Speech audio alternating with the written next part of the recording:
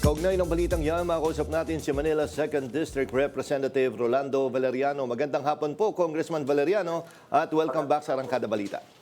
Maganda nga po at maganda nga po sa lahat ng nakikinig at manonood po sa Arangkada Balita. Congressman Valeriano, no, yung sa balita nga sinasabi, hindi kaagad, although napirmahan na kagabi nga yung pag-ano doon sa excise tax, pero may 15 days pa na bibilangin para daw talaga tuluyan itong ma-implement. May kapangyarihan ho ba ang Kongreso na mas mapabilis ito at maramdaman agad?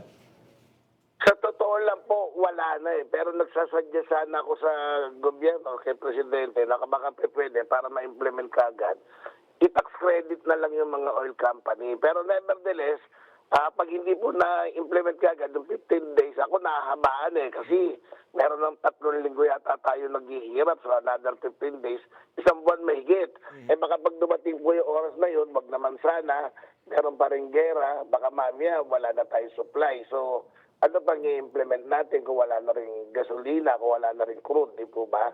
So, suggestion ko sana, sukulian na lang ng tax credit ng mga oil company para right there and then, even by tomorrow, ma-implement na yan.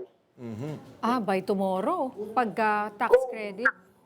Kapag tax credit mo, kasi kahit pa paano, kung sinasabi nilang bayad na yung taxes ang nandun, sukatin natin kung ilang litro sila meron, then bayaran na natin sila ng tax credit. Yung tax credit naman po, pag normalize na at dumating yung tamang pagkakataon, pag import nila, gamitin na nila yung tax credit na yon minus doon sa duties and taxes nila, baka mas mabilis po yun na approach.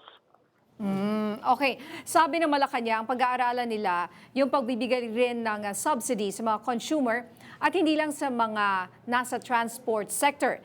Ito po ba ay pinag-aaralan rin ng Kamara? Pinag-aaralan din po, pero talagang yung binigay nating emergency power kay Presidente, tsaka nung nag-declare siya ng state of ng energy,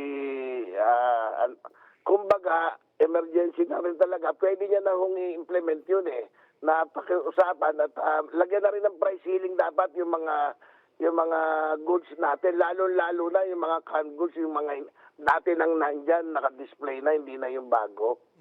Para kahit pa paano maramdaman din po. Although, to be honest, kapag na-implement tong excise tax na suspension, malaking bagay din po dahil sa end use, tatama rin yung -10 and -6 kagad yun pagdating sa gasoline and diesel eh. And Congressman, ito, no, dahil nga sa suspension ng excise tax, so may mawawala na tayo na pondo para sa gobyerno, tapos patuloy pa rin ang pamamahagi din natin ng ayuda. Sir, Congressman, una-una, saan natin kinukuha itong pondo? Kumbaga, definitely, nung pinlano natin itong pondo na to, hindi naman natin alam na magkakaroon ng ganitong klaseng sitwasyon, di ba? Na parang crisis Tama po, na nga. pero kung matatandaan nyo, nung pinapasanan natin yung 2026 budget, maraming budget po na inilipat ng social welfare tsaka sa DOTR tsaka sa Department of Education. At meron pa rin ang program yung Presidente, kung ilang bilyon. So yun po lahat yun.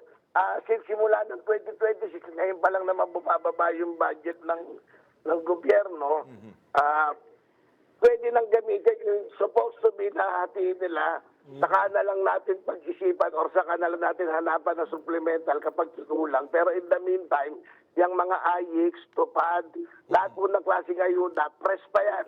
Kasi wala namang bumababa ng January, February at ang una dyan, wala.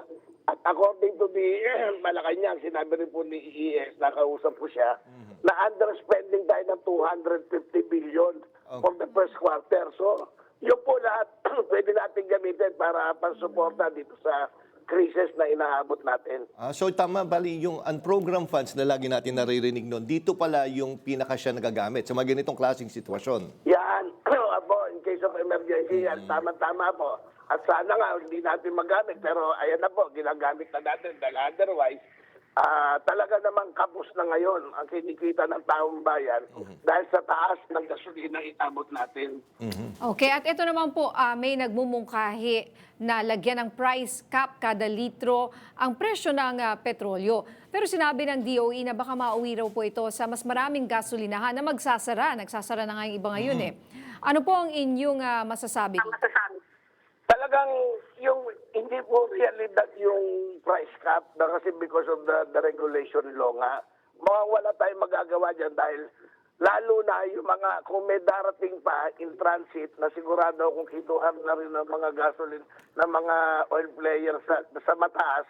At sinasabi ko nung una pa sana, yung mga stock dito, dapat hindi muna tinaasan nila. Pero andyan na yan, be that as it may, baka hindi realidad talaga yung price cap. At nakikita ko na lang po talaga dyan, subsidy ng gobyerno.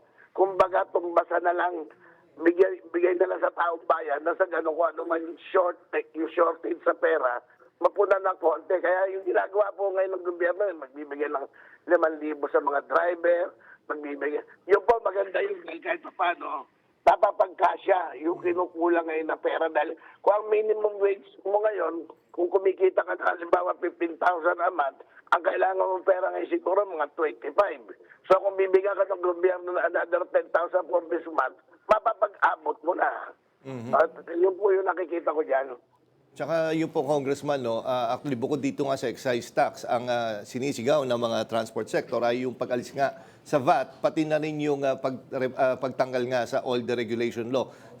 Nakikita nyo ba, Congressman, na pag lumala pa yung sitwasyon, wag naman sana, pero mapupunta tayo dito, so ano po ba yung mas madali? Pagtanggal sa VAT o itong tanggalin yung all the regulation law? Sa realidad po, parehas mahirap. Pero pagbalik namin ng Kongreso, sisimulan na siguro namin himayin yung regulation law. Yung pagtanggal po na kasi ng VAT, sa totoo lang, lifeblood talaga ng bansa natin, ng bayan natin yung taxes. Ano naman yung ipambibigay nating ayuda sa nangangailangan kung tatanggalin natin yung VAT? Hindi po ba? So, nakikita ko dyan talagang yung regulation law muna, dapat magkaroon ng suporta ang gobyerno sa ganitong krisis. Dapat yun nakalagay na sa deregulation law. Okay. At eto naman pong isa, minumungkahi rin ng ilang ekonomista, yung paglipat po ng pondo mula sa mga pork barrel at intelligence funds papunta po sa ayuda na ibinibigay sa taong bayan. Kayo po ba ay sang-ayon dito? Wala pong masama ron. Pag naubos yung ayudang binibigay natin at wala mapagkunan, ayun po, pwede na siguro intelligence fund. Kaya lang, merong mga departamento siguro na talagang they badly needed yung intelligence fund. Halimbawa, yung National Defense, yung PNP. Pag tinanggalan po natin ng intelligence fund yun, pinamigay natin, baka magkaroon naman, baka maging katwiran naman na ang krimen natin tumaas kasi hindi nila magamit, wala na sila intelligence fund. So siguro po ganito na lang. Mapapag-aabot naman natin yan ang hindi natin kinakailangan siguro tanggalin intelligence fund.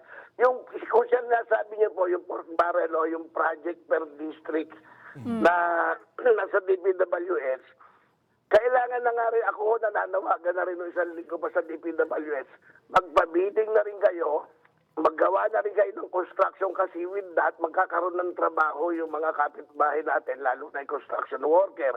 Kapag nag-bidding ka na, 520 billion mahigit ang budget ng DPWH na stagnant. Hindi po gumagalaw ngayon kasi wala pang infrastructure, wala pang bidding. So with that, walang bumibili na hardware supply, walang bumibili na construction material. Yung mga kapitbahay natin na contractor at construction boy, hindi rin gumagana, wala silang trabaho. Kung magpapabidding ang gobyerno, kung magsisimula ng maghanap buhay mga tao, iikot na ulit yung ekonomiya ho natin, di ba? So siguro dapat talaga ako dyan, scientific, sabay-sabay, pero tama. Opo. Alright, maraming salamat po sa inyong oras, Congressman Valeriano. Salamat Magandang po. gabi po.